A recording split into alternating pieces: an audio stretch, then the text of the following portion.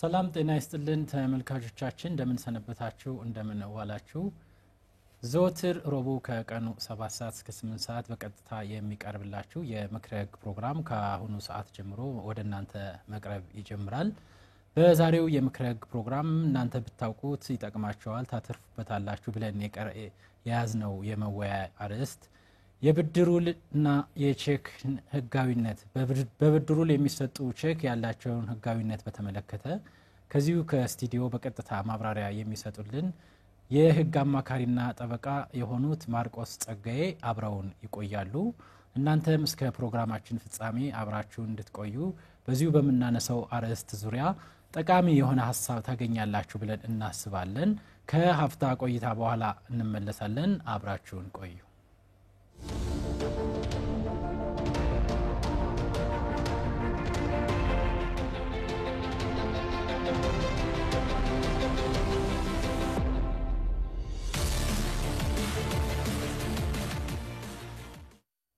ወደ ውይይታችን ተመልሰናል ተመልካቾቻችን ጠበቃና የህግ አማካሪ ማርቆስ ጸጋዬ ዛሬ እንግዲህ ባነሳነው አርዕስት ዙሪያ እንግዳችን ነው ስለቀረቡ ባዘጋጁ ፍሳ ማስታወቂያና በአማራ ሚዲያ ኮርፖሬሽን ስም ምስጋናችን ላቅ ያለ ነው ዛሬ እንግዲህ ይዘነው የቀረብነው አርዕስት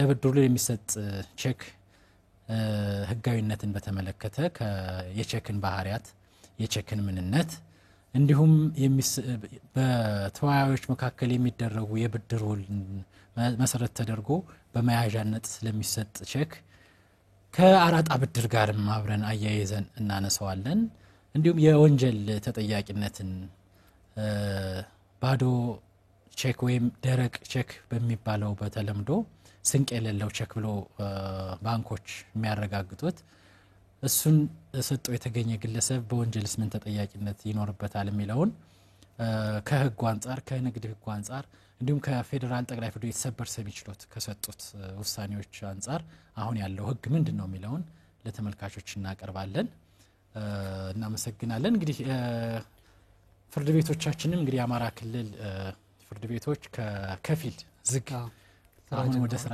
ተጀምረዋል ከጥቅምት 3 ጀምሮ ሁሉም በስሩ ያሉት የአማራ ብሔራዊ ክልላዊ ጠቅላይ ፍርድ ቤት ስር ያሉ ከወረዳ ፍርድ ቤት ጀምሮ ከፍተኛ ፍርድ ቤት ጠቅላይ ፍርድ ቤት ሰበር ሰሚ ችሎት የተሟላ ስራ ጀምረዋል ስራ ጀምረዋል እንዲሁም ጠቅላይ ፍርድ ቤቱም ከመስከረም 20 እስከ መስከረም 29 በስሩ ላሉት ዳኞች የጉባኤ ተሿሚዎች በሁሉም እርከን ላሉት የህግ ባለሙያዎች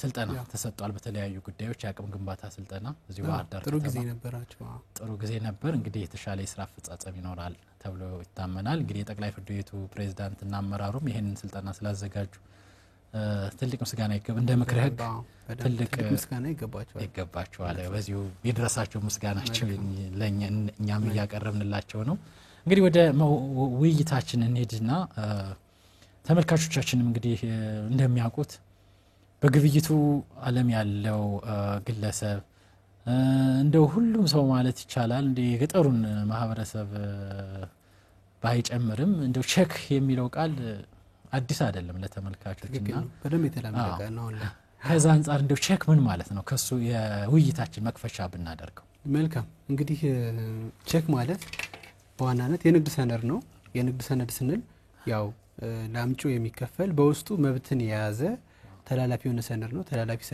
ሰነዱ ብቻ ሳይሆን የሚተላለፈው አንደኛው ግለሰብ በዛ ሰነድ ላይ ያለው መብቱን ጨምሮ የሚያስተላልፍበት የሰነድ አይነት ነው ስለዚህ ላምጪው የሚከፈል ወዲያው ነው የሚከፈለው ተላላፊ የሆነ ሰነድ ነው ማለት ነው ቼክ በዋናነት ንግድን ለማሳለጥ የሚያገለግለን ሰነድ ነው የንግድ ሰነድ ነው በደንብ በንግዱ ማህበረሰብ በኩል በደንብ በሰፊው በጥቅም ላይ ያለ ሰነድ ነው አሁን ላይ ከንግዱ ማህበረሰብ ባሻገር እንደው በአጠቃላይ በከተማው ማህበረሰብ ዘንድ በደንብ እየተለመደ ያለ የንግድ ሰነድ ነው በአጠቃላይ ቼክ ተላላፊ የሆነ ላምጪው የሚከፈል በውስጡ መብትን የያዘ ሰነድ ነው ማለት ነው በንግድ ህጋችን በአንቀጽ 827 እንዲሁም 824 ላይ ቼክ ምንድነው አንድ ቼክስ ምን ማሟላት አለባቸው የሚሉትን ቼክ ነው ለመባል አንድ ቼክ ነው ለመባል ምን ማሟላት አለባቸው በዛ ቼክ ውስጥስ ምን አይነት መብቶች መካተት አለባቸው ቼክ ውስጥ ህጋዊ የሆነ ውጤት እንዲኖረው ለምንዛሬ በቂ ለመሆን ምን ማሟላት አለበት የሚሉትን በአጠቃላይ ዝርዝር ያለ ድንጋጌዎች አሉ በንግድ ህጋችን ላይ። በአጠቃላይ ግን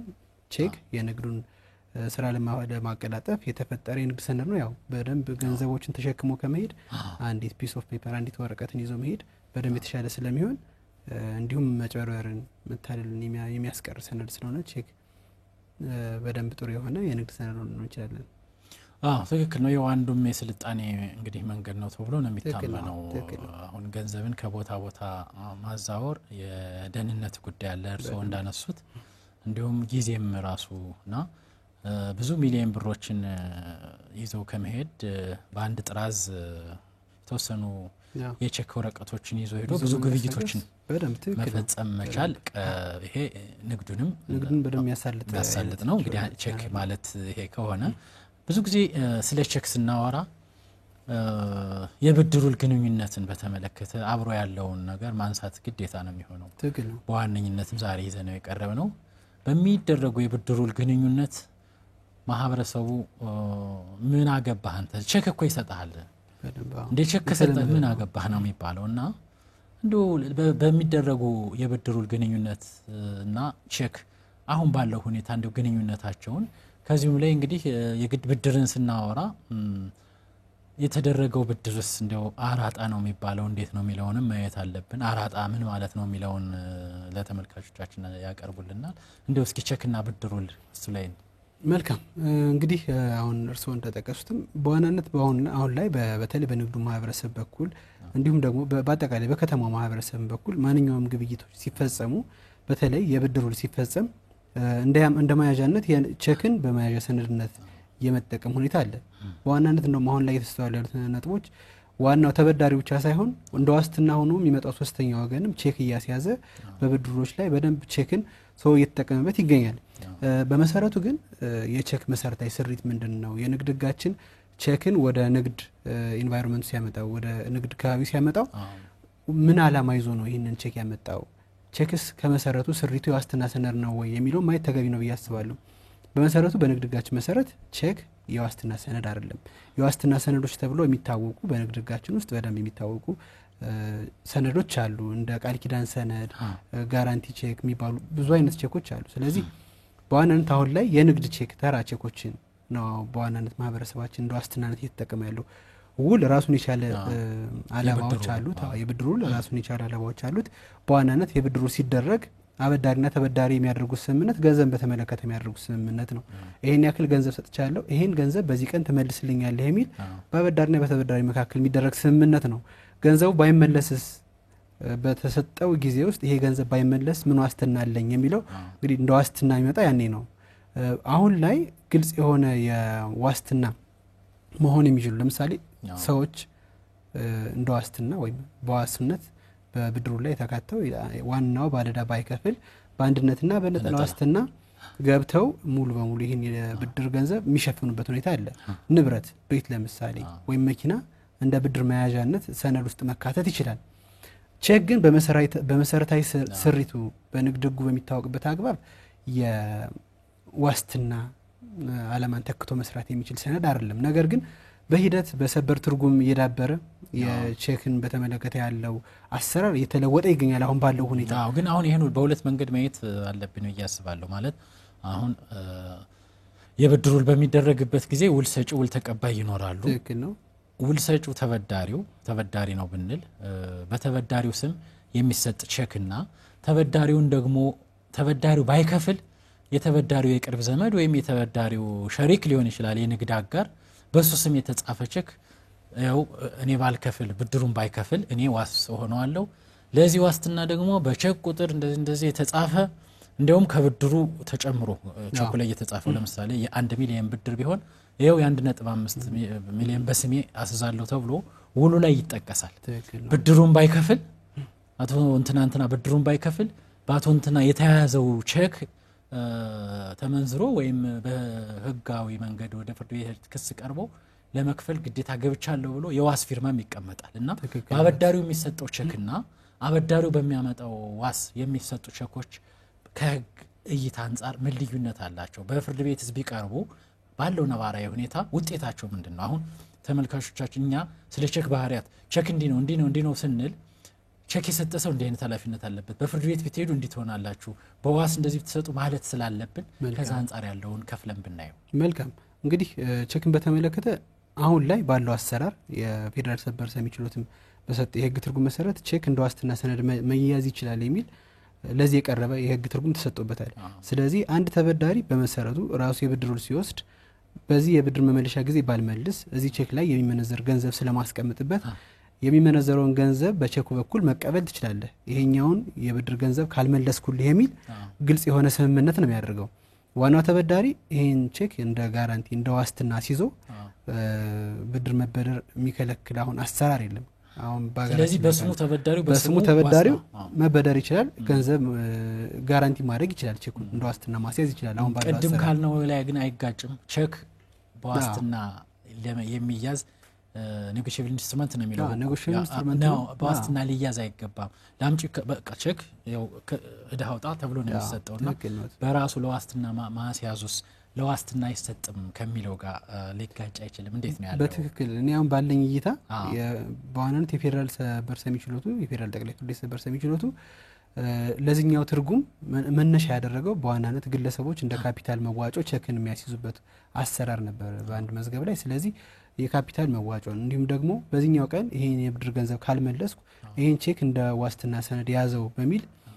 የጀመረ አሰራር ነው ስለዚህ ይሄን በተመለከተ ቼኩ እንደ ዋስትና ወይም ደግሞ እንደ ካፒታል መዋጮ ከተያዘ ሙሉ በሙሉ ቼኩ በወቅቱ ይመንዘር ከተባለበት ቀን በፊት ለምን ዛሬ ወደ ባንኮች ከሄደና ባንኮች በቂ ስንቅ የለውም ብሎ ይሄን ቼክ ከመቱት የወንጀል ተጠያቂነትን አያስከትልም የሚል የፌደራል ጠቅላይ ፍርድ ቤት ሰበር ሰሚ ችሎት ውሳኔ ሰጥቷል አሁን ከዛ ውሳኔ ባሻገር በአጠቃላይ ይሄን ውሳኔ እንደ መነሻ በመያዝ የመጡ አሰራሮች አሉ የፌደራል ጠቅላይ ፍርድ ቤት ሰበር ሰሚ ችሎት የሰጠው ውሳኔ እኔ እንደምረዳው በዚህኛው ቀን እስከዚህኛው ቀን ድረስ ይሄ ቼክ ማለትም የብድሩ ዲዩስ ከሚሆንበት ቀኑ እስከሚደርስበት ቀን ድረስ ምንም አይነት ገንዘብ ላይኖረው ይችላል እስከዛ ቀን ድረስ ወስደ ብታስመታው የወንጀል ተጠያቂነት አይኖረውም ነገር ግን በብድር ስምምነታቸው ላይ የተቀመጠው ቀን ሲደርስ ያኔ እዚህ ቼክ ላይ በቂ ስንቅ ከሌለው ተጠያቂነት ሊያመጣ የሚችልበት ሁኔታ ይኖራል ስለዚህ እንደማያዣነት ያገለግልም የማያዣው ቀን እስከሚደርስ ድረስ ቼክ የወንጀል ተጠያቂነት ወይ ኃላፊነት አያስከትልም የሚል ሐሳብ ያለው ውሳኔ የተሰጠው አሁን ላይ ግን በአጠቃላይ ምን የሚባል አሰራር ያለው ወይም ደግሞ በአጠቃላይ በተለምዶ ያለው ፍርድ ቤቶቻችን ላይ ስንመለከተው በአጠቃላይ ቼክ እንደ ዋስትና ሰነድ የሚሰጥ ከሆነ ተጠያቂነትን አያመጣም የሚል አሰራሮች አሉ በወንጀል በፍትሐ ብሔር ተጠያቂነቱ የሚቀርበት ሁኔታ ይኖራል የወንጀልን በተመለከተ ነው ያወራ ያለው የፍትሐ ብሔር ተጠያቂነትን በተመለከተ ያው በዋናነት ብድሩ ላይ ያለው ገንዘብ ካልተከፈለው የብድሩ ላይ የተስማማው ግለሰብ ሁለት ምርጫዎች ይኖሩታል ቼኩን ተጠቅሞ ገንዘቡን ማስመለስ ወይ ደግሞ የብድሩን ተጠቅሞ ገንዘቡን ማስመለስ እነዚህ ሁለት ምርጫዎች ይኖሩታል ነገር ግን በዋናነት አሁን ቼኩ በዋስትና የተሰጠ ቼክ ስለሆነ የብድሩ ማስረጃ ወይም ደግሞ አባሪ ሰነድ ነው ይቀርባል እንጂ ሙሉ በሙሉ ቼኩ ራሱን ችሎ ለክፍያ በፍርድ ቤቶች ክስ ቀርቦበት ማስወሰን ወይም ደግሞ ያንን መብት ማስገኘት አይችልም የብድሩ ላይ ግን አባሪ ተደርጎ በዋስትናነት ስለተያዘ ያንን የዋስትና ገንዘብ ለማስመለስ የሚችልበት ሁኔታ ይኖራል ስለዚህ በፍትሐ ብሔር ያለው ሁኔታ ምንድነው ለብድር ውሉ እንደ አባሪ ማስረጃነት እንዲሁም ደግሞ በደንብ የብድሩ እንደሚያስረዱ ሰነዶች ዋና ብድርን የሚያስረዳው በዋናነት ሙሉ በሙሉ የብድር ውል ነው ከውል ባሻገር ግን ይሄ እንደ ዋስትና የተያዘው ቼክ ልክ ምስክሮችን በክስ ላይ ዘርዘር እንደምናቀርበው ልክ እንደ ማስረጃ ሆኖ መቅረብ የሚችል ሰነድ ነው ያስባለሁ ከዛ ውጭ እኔ የምረዳው ሶስተኛ ወገን ለተበዳሪዎች ቼክ እንደ ዋስትና የሚያስይዝበት አሰራር አለ ተበዳሪው ባይከፍል ይሄኛውን ቼክ ተክቼ እከፍልልሃለሁ የሚል ዋስትና የሚሰጥበት ሁኔታ አለ በዋናነት እንግዲህ የብድር ግንኙነት ያላቸው አበዳሪና ተበዳሪ ናቸው ይሄኛው ግለሰብ ዋስ ሆኖ ነው ወደዚህ ግንኙነት ውስጥ የመጣው ስለዚህ የውል ግንኙነት ውስጥ በዋስትናነት ከገባ ይሄ ግለሰብ ራሱ ግለሰቡ ዋናው ባለዕዳ ባይከፍል እኔ ዋስ ሆናለሁ የሚል ራሱን የቻለ ግለሰባዊ ዋስትና ስላለ ሰዎችን መሰረት ያደረገው ዋስትና ስላለ በሱ ዋስትና መሰረት ዋስ መሆን ይችል ነበር አሁን ግን ቼኩን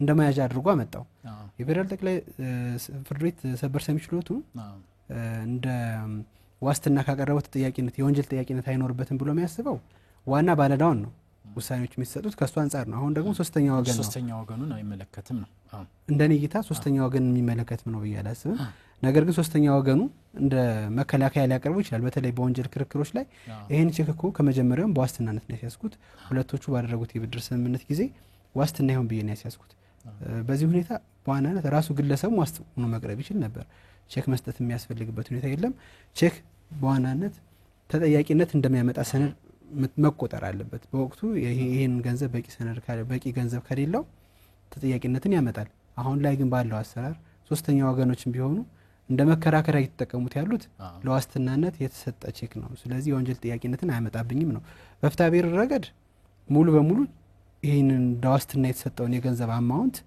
በዋስትና ውል በገባው ልክ ገንዘቡን ይከፍላል አሁንም ቼኩ ራሱን ችሎ በፍትሐብሔር ክስ ቀርቦበት ሳይሆን ውሳኔ የሚያገኘው አሁንም በዋስትና ሰነዱ መሰረት ተደርጎ የሚቀርበው ክስ እንደ አባሪ ማስረጃ ሆኖ ቀርቦ ውሳኔ የሚያገኝበት ሁኔታ ነው ያለው አሁን ላይ ባለው ሁኔታ አሰራሩም እንደዛ ነው በተጨማሪ ከህጋችን አንፃር እኔ አሁን ይሄን ነገር በደንብ ፍርድ ቤቶችን ቢያዩት መልካም ነው ብዬ ማስበው ቼክ በንግድ ህጉ ያለው ተፈጥሯዊ ምንነት እንዲሁም ደግሞ የፌደራል ሰበር ሰሚ ችሎቱ የሰጣቸው ውሳኔዎች ከምን አንፃር ተሰጡ የሚሉትን በደንብ ሁለቶችን በማገናኘት ቢታዩ ከዛ በተጨማሪ የሚሰጡት የህግ ትርጉሞች ሙሉ በሙሉ የቼክ መሰረታዊ የሆነ ስሪት የማያዛቡ ቢሆኑ ምክንያቱም በዚህ አግባብ የሚቀጥል ከሆነ ቼክ ዋጋ የሌለው ሰነድ ይሆናል ግለሰቦችም እምነት ኖራቸው ቼክ የጻፈለትን ሰው አምኖ የብድሩል እንዲሁም ደግሞ ማንኛውንም የቢዝነስ ግንኙነቶችን ለማድረግ የሚቸገሩበት ሁኔታ ላይ የተደረሰ ነው በተለይ አሁን በአማራ ክልል እንደጠቅላላ ካየ ነው ቼክን መሰረት አድርጎ የሚቀሩ በጣም ብዙ ክርክሮች አሉ እነዛ ክርክሮች ያው እሱ በጀርባ ትንሽ ሲኬድ አራጣ ነው ምንም አሁን ማሽሞንማን ያስፈልግ ትክክል ነው እንግዲህ አራጣ ምንድነው የሚለውን እናየዋለን ከዛ በፊት ግን ቼክ በተፋጠነ ስነ ስርዓት ቀርቦ ውሳኔ እንደሚያገኝ የስነ ስርዓት ህጋችን 284 እና ተከታዮቹ በግልጽ ያው ቼክ ባይልም ለመከላከል የሚያስችል ማስረጃ ተከሳሽ ለመከላከል የሚያበቃ ማስረጃ የለውም ብሎ በቃለ መሐላ ቼኩን ይዞ ቀርቦ በተፋጠነ ስነ ስርዓት መከላከያ ያለኝ የሚል ከሆነም በ10 ቀን ጊዜ ይዘቅራብ ተብሎ መጥሪያ ተልኮለት ፍርድ ቤቱ ያስፈቅዳል ማይፈቀድ ከሆነም ውሳኔ ይሰጣልና ከዛ አንፃር እንግዲህ በፍትሐብሔር በተፋጠነ ስነ ስርዓት የሚታዩት ምን አይነት ይዘት ያላቸው ቼኮች ናቸው በተፋጠነ ስነ ስርዓት ለማቅረብ አንድ ሰው ቼክ ተሰጥቶት ወስዶ ለባንኩ የሚያስመታ የሚያረጋግጥበት የጊዜ ገደብ ካለ እሱን አይተን ወደ አራጣ ወደሚለውና የቼክን ግንኙነት ብናይ መልካም እንግዲህ በዋናነት አንድ ቼክ የተጻፈለት ግለሰብ በእጁ ቼኩን ያዘው ወይም ደግሞ ቼኩን ለምንዛሬ ወደ ባንክ የሚያቀርበው ግለሰብ ራሱን የቻሉ መብቶች አሉት ለምንዛሬ ወደ ባንክ አንድ ቼክ ሲሄድ አንደኛ ማሟላት ያለባቸው ነጥቦች አሉ ቼኩ ቫሊድ እንዲሆን ወይም ደግሞ ስራ መስራት የሚችል ቼክ እንዲሆን ማሟላት ያለባቸው ነጥቦች አሉ ለምሳሌ የፈራሚው ትክክለኛ ፊርማ መሆን አለበት የሚከፈለው ገንዘብ በአሃዝና በፊደል በትክክለኛ ሁኔታ መገለጽ አለበት ቀኑ በግልጽ መጻፍ አለበት እንዲሁም ቼኩ ለአጠቃቀም የሚመች ወይም ደግሞ ያልተሰረዘ ያልተደለዘ መሆን አለበት እንዲሁም ደግሞ ሌሎች ፎርማሊቲዎች አሉ አንድ ቼክ ማሟላት ያለበት ባንኩም ይሄንን ቼክ ለምንዛሬ ሲቀርብለት ክፍያ የሚከፍል ወይም ደግሞ ሊከለክል የሚችልበት ሁለት ሁኔታዎች ናቸው ያሉት ክፍያ የሚከፈለው በቂ ስንቅ ካለው ክፍያ ይከፈላል ወይም ደግሞ ቼኩ ጉድለት የሌለበት ከሆነ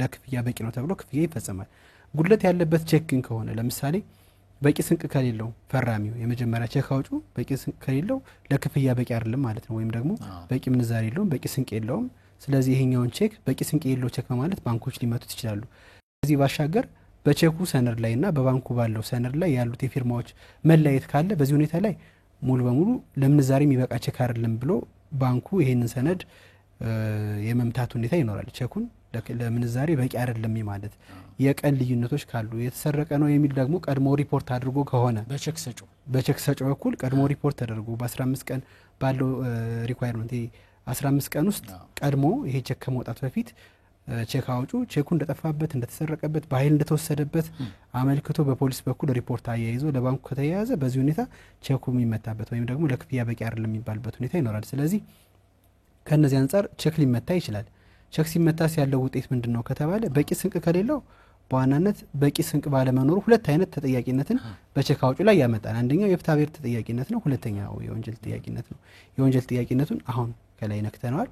የፍትሐ ብሔር ተጠያቂነትን በተመለከተ አንደኛ ይሄ ቼክ በቂ ስንቅ ከሌለው በፍትሐ ብሔር ስነ ስርዓት ህጋችን አንቀጽ 284 መሰረት የተፋጠነ ክስ ቀርቦበት ይሄኛው ቼክ አውጪው ግለሰብ ምንም መከላከያ ይኖራል ተብሎ አይታሰብም። ምክንያቱም ቼክ በተመለከተ ከላይ እንደተነጋገር ነው ያለው ተፈጥሯዊ ሁኔታ ሙሉ በሙሉ ገንዘብን ተክቶ የሚሰራ በውስጥ መብት ያለበት ተንቀሳቃሽ ሰነድ ነው።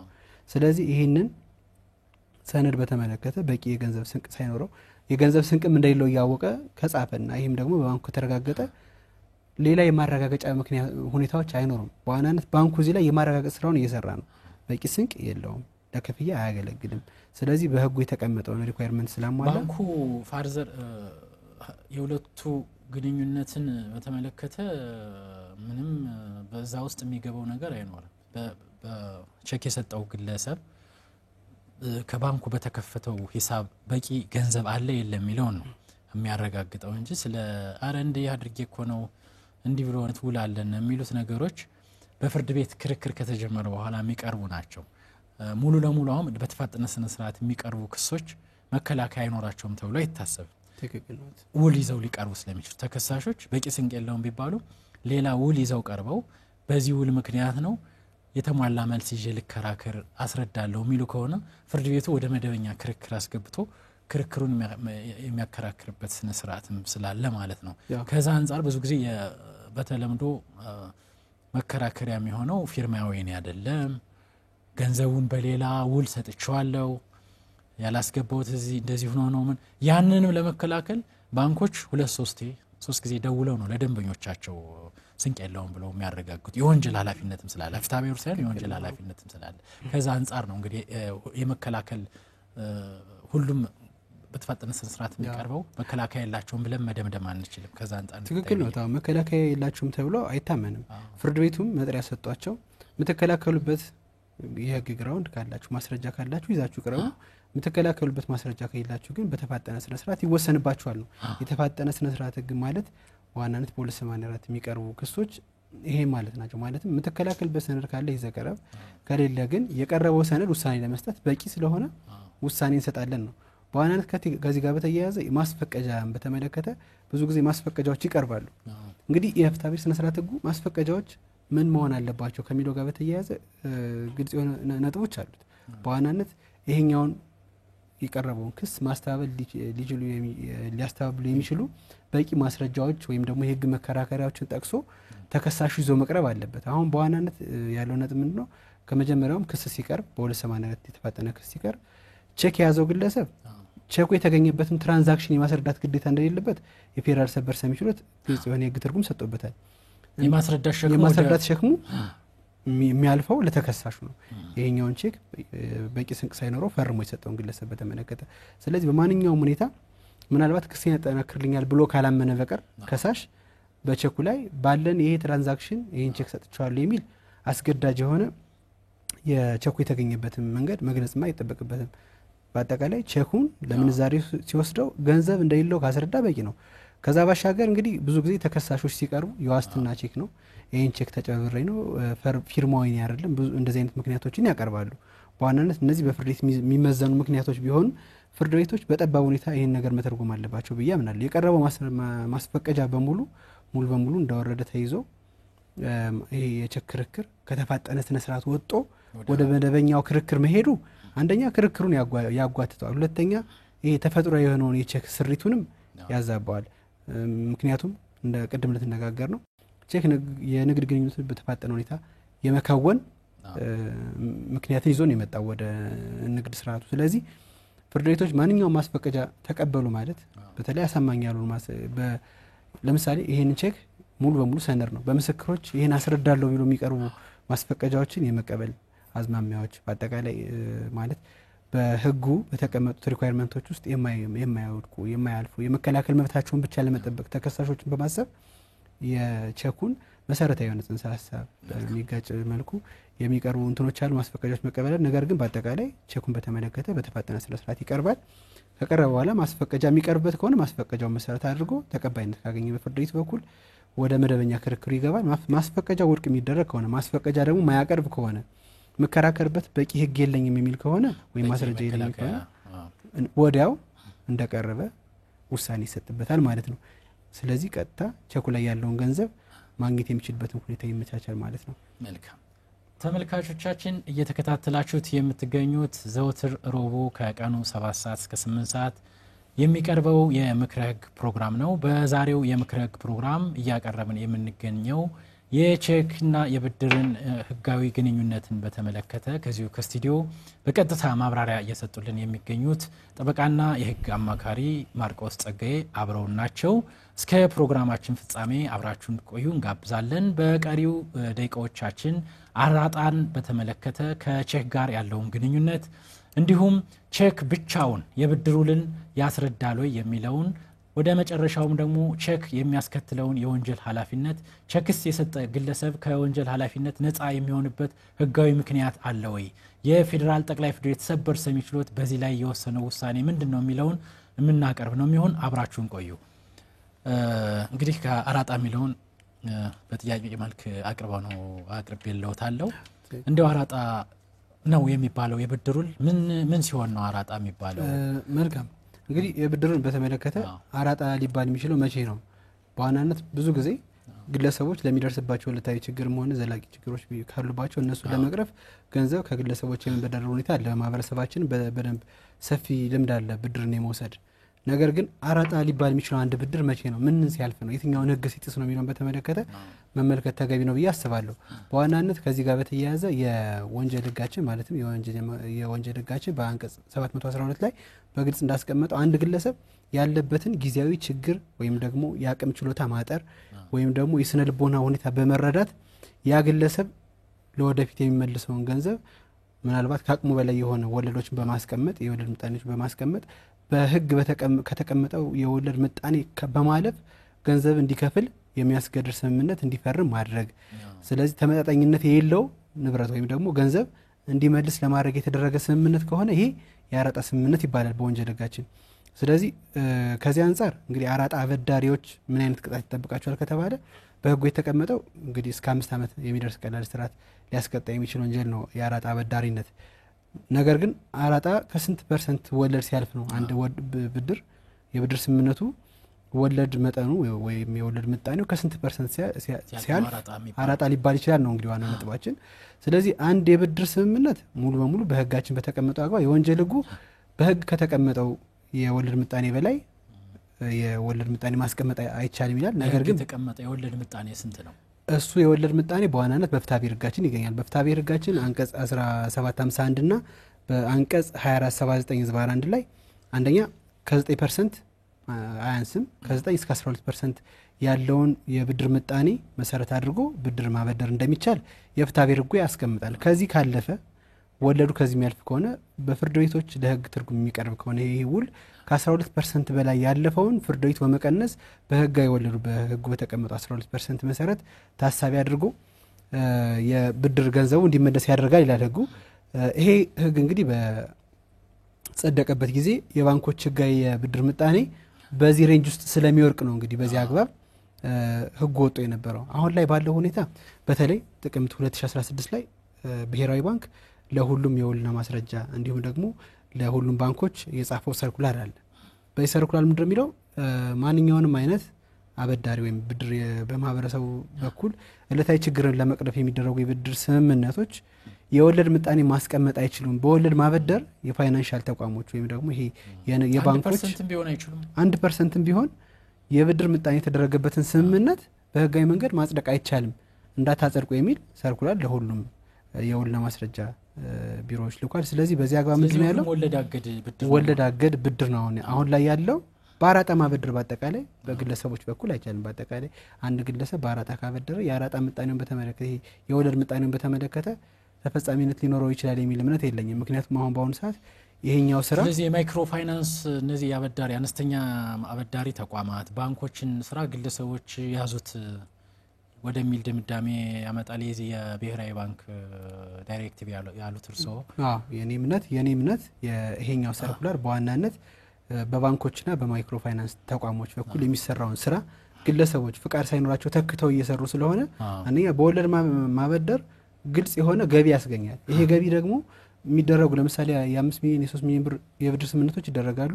ይሄን የወለድ ምጣኔ ብናሰላው በገቢ ግብር አዋጅም ቢሆን በደንብ በቂ የሆነ ግብር ሊጣልበት የሚገባ ገቢ ነው። ነገር ግን እነዚህ ግለሰቦች የሚደረገው የብድር ስምምነት ብዙ ጊዜ የመንደር ውል ስለሚሆን ወይም ደግሞ በውልና ማስረጃ እንኳን ቢጸድቅ ውሉን ለማስመዝገብ የሚከፈል ክፍያ ነው እንጂ የሚኖረው የሚገኘውን ገቢ ታክስ የማድረግ ሁኔታ የለም። ስለዚህ መንግስት ሊያገኘውና ሊሰበሰበው የሚችለውን ገቢ ስለሚያስቀር ከዚህ አንፃር ምንድነው የተደረገው? ሙሉ በሙሉ ታክስ የሚከፍሉ ለሚሰሩት ስራ ለመንግስት ግብር የሚከፍሉ አካሎች ስላሉ እነሱም ደግሞ ባንክና ይሄ አነስተኛና ጥቃቅን የብድርና ቁጠባ ተቋሞች ስላሉ በእነሱ በኩል ነው የስራ መሰራት የሚቻለው። ለማበደር በወለድ ለማበደር ግዴታ ግልጽ የሆነ ከብሔራዊ ባንክ የተሰጠ ያበዳሪነት ወይም ደግሞ በዚህ የንግድ ስራ ላይ የመሰማራት ፈቃድ ያስፈልጋል። ይሄን ፈቃድ ሳያሟሉ በወለድ ማበደር የወንጀል ተጠያቂነት ያስከትላል። ያው እርስዎም እንደሚያውቁት በንግድ ፍቃድ ምዝገባ አዋጁ 980 መሰረት አንድ ግለሰብ የንግድ ስራዎች የሚሰራው የንግድ ፍቃድ አውጥቶ ነው። ስለዚህ በዚህ ስራ ላይ የሚሰማሩት ግለሰቦች አራጣ አበዳሪ የሚሆኑ በተለይ በአራጣ ብድር ካለባቸው የህግ ተጠያቂነት ባሻገር አሁን ላይ ያለው ትልቁ የወንጀል ተጠያቂነት ያለ ንግድ ፍቃድ መነገድ የሚለው መሆን አለበት የሚል እምነት አለ በእኔ በኩል። ምክንያቱም ግልጽ የሆነ የንግድ ስራ መሆኑ የንግድ ባንክ ይሄ ብሔራዊ ባንክን በግልጽ ያወጣው የንግድ ስራ አዋጅ ላይ ስላለ በአጠቃላይ በዚህ ስራ ላይ መሰማራት በወለድ ገንዘብ ማበደር የሚቻልበት ሁኔታ አለ ብዬ አላምንም።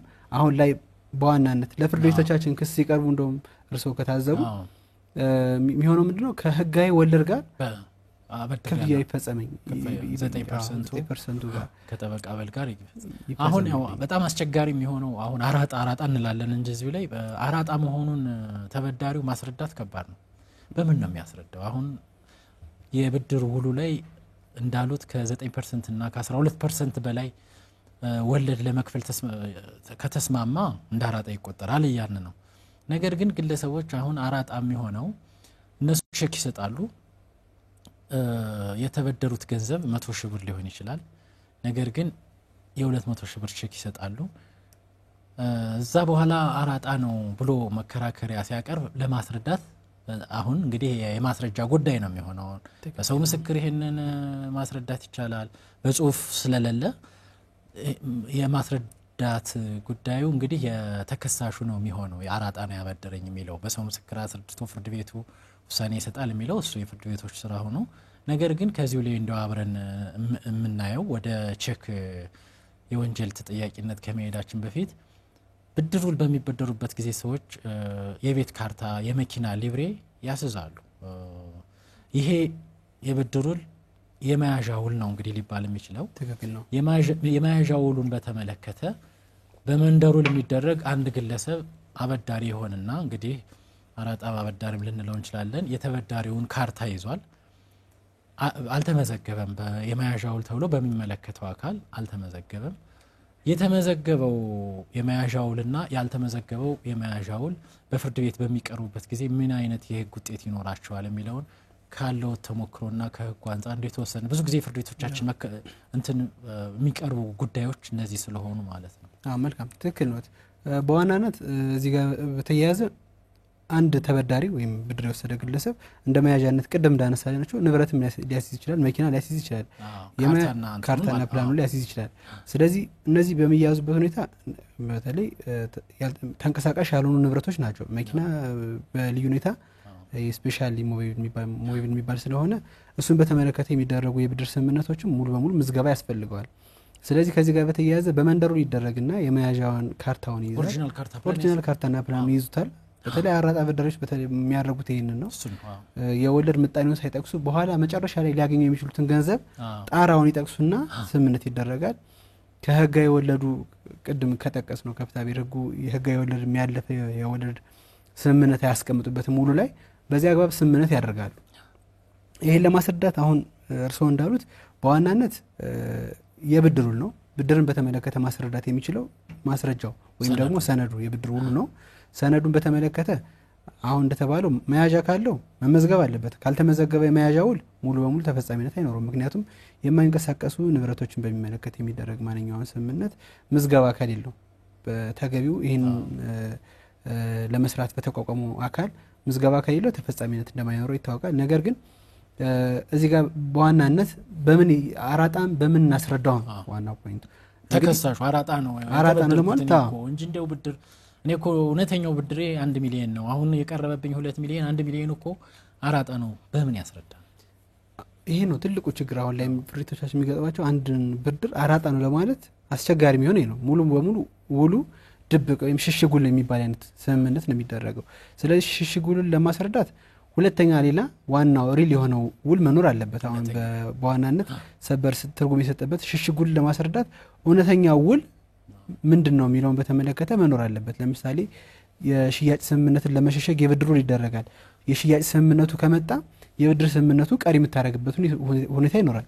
ይሄኛው ግን ባዶ ቦታንም ለመሸጥ የሚደረገው በተመለከተ እሱ በተመለከተ ይሄኛውን በተመለከተ ግን ትልቁ ችግር ምንድነው? ግለሰቦቹ ሽሽግ ውላቸው ምንድነው የሚለውን በሰነድ ማስረዳት አይችሉም።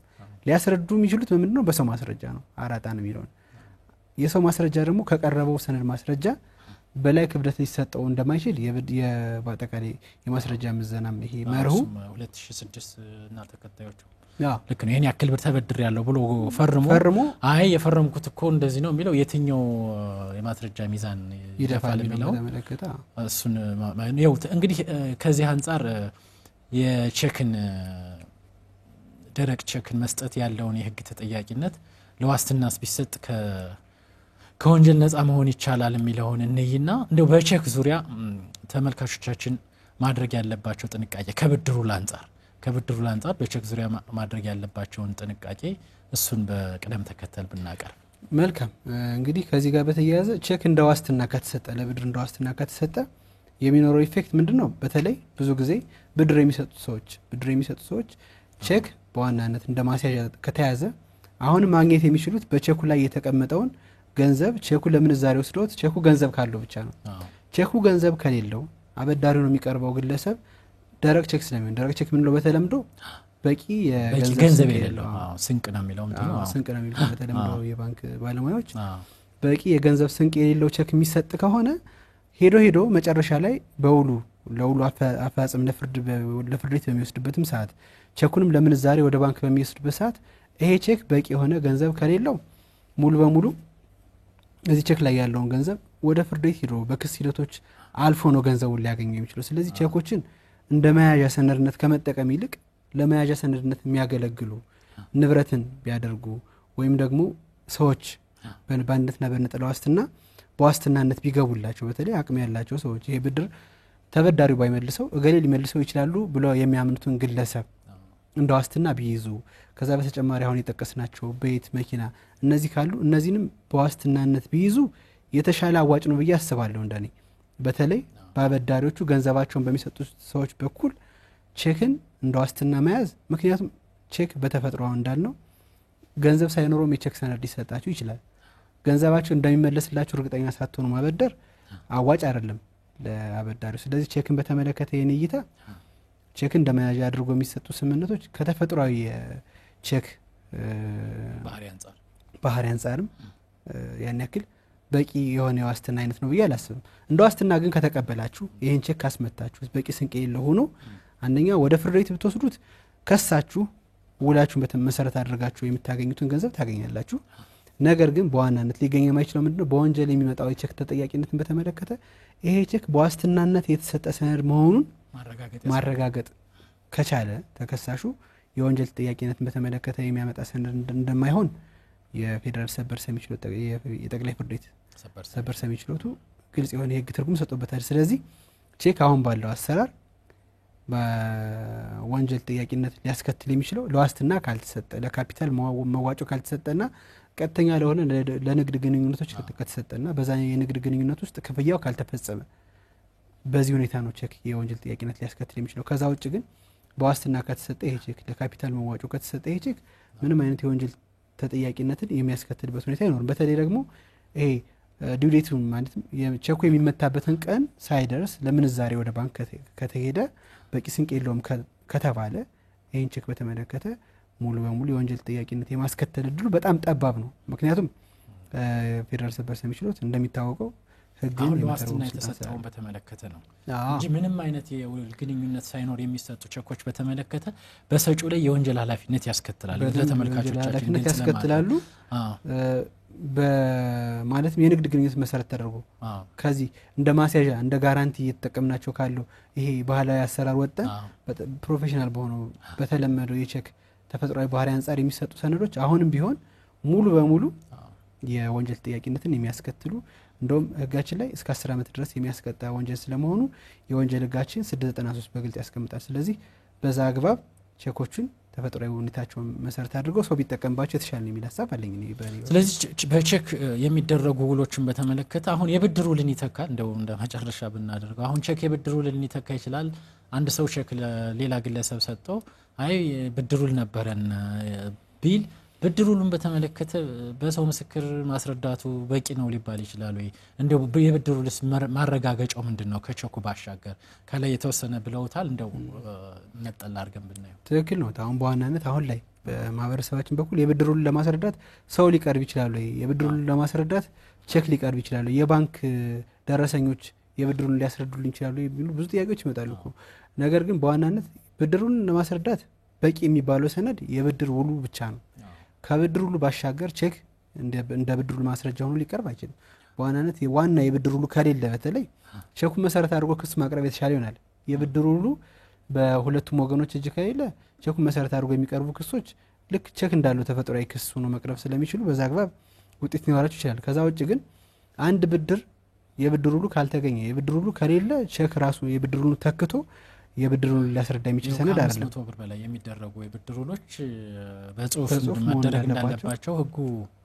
ያስገድዳል ስለሚያስገድድ ነው ትክክል ነው ስለዚህ ከዚህ አንፃር የብድር ውል ቼክ ማስረዳት አይችልም ግልጽ የሆነው ምላሽ ይሄ ነው ቼክ ብቻ ሳይሆን የባንክ ደረሰኞች ብዙ ጊዜ የባንክ ደረሰኝ ይዙና ላቶ ገሌ ይሄን ገንዘብ አበድሮ ያለው ለዚህ መታመኛ ደግሞ የባንክ ደረሰኙ አለኝ የሚሉ ብዙ ሰዎች አሉ አድቫይስ የሚባለው ማለት ነው የትራንስፈር አድቫይሱን ይዘው የሚመጡ ሰዎች አሉ በዋናነት እነዚህ የባንክ ደረሰኞች የትራንስፈር አድቫይሶች ሙሉ በሙሉ የብድሩን ማስረዳት የሚችሉ ሰነዶች አይደሉም በተለይ ከዚህ በፊት የፌደራል ሰበር ሰሚ ችሎት የሰጡት የነበረው የህግ ትርጉም ምንድነው የባንክ ደረሰኞች ብድሩን ያረጋግጣል የሚል አሰራር ነበር አሁን ላይ ግን ሙሉ በሙሉ እሱን የሚቀይር የቅርብ የሰበር ሰሚ ችሎት ውሳኔ ተሰጠና የብድሩን ማስረዳት የሚችለው የብድሩ ሰነዱ ብቻ ነው በሰው ማስረጃ ወይም ደግሞ በሁኔታ ማስረጃ እንዲሁም ደግሞ በባንክ ደረሰኞች በቼክ ቅጠሎች የብድሩን ማስረዳት እንደማይቻል ግልጽ የሆነ የህግ ትርጉም ተሰጥቶበታል ስለዚህ በማንኛውም ሁኔታ የብድሩን የሚያደርጉ ሰዎች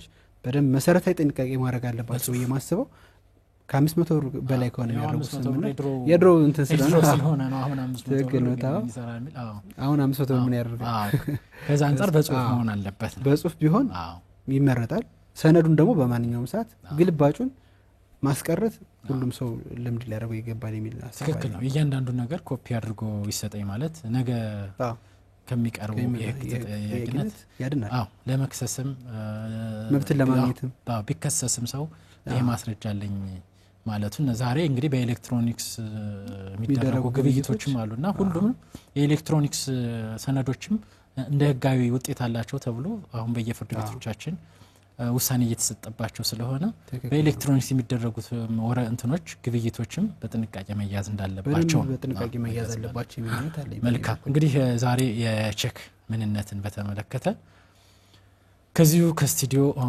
ማብራሪያ የሰጡልን ጠበቃና የህግ አማካሪ ማርቆስ ጸጋዬ ከልብ እናመሰግናለን አመሰግናለሁ በሌሎች ጉዳዮች እንግዲህ ዛሬ ሶስተኛ ጊዜ ነው የቀረበው በዚህ በምክረ ህግ ፕሮግራም በሌሎች ጉዳዮችም እንደዚሁ ይሄ አበርክቶትን እንደሚሰጡን እንተማመናለን ምስጋናችን ላቅ ያለ ነው በድጋሚ ከልብ አመሰግናለሁ ተመልካቾቻችን የዛሬው የምክረ ህግ ፕሮግራም በዚሁ ይጠናቀቃል ዛሬ በውይይት ይዘነው የቀረብነው የቼክና የብድር ውልን ግንኙነት በተመለከተ ከዚሁ ከስቱዲዮ ማብራሪያ የሰጡልን ጠበቃና የህግ አማካሪ ማርቆስ ጸጋዬ ነበሩ ይህ ፕሮግራም ወደናንተ እንዲቀርብ አዘጋጅቼ ያቀረብኩት ጠበቃና የህግ አማካሪ ፍስሐ ሲሳይ ነው ከሁሉም የአማራ ሚዲያ ኮርፖሬሽን የቴክኒክና የስርጭት ሰራተኞች ጋር በመሆን ነው ከሌሎች የአሚኮ ፕሮግራሞች ጋር መልካም ቆይታ እንዲሆን እየተመኘን ሳምንት በሌላ የህግ ጉዳይ ሌሎች የህግ ባለሙያዎችን ይዘን እስክንቀርብ ሳምንቱ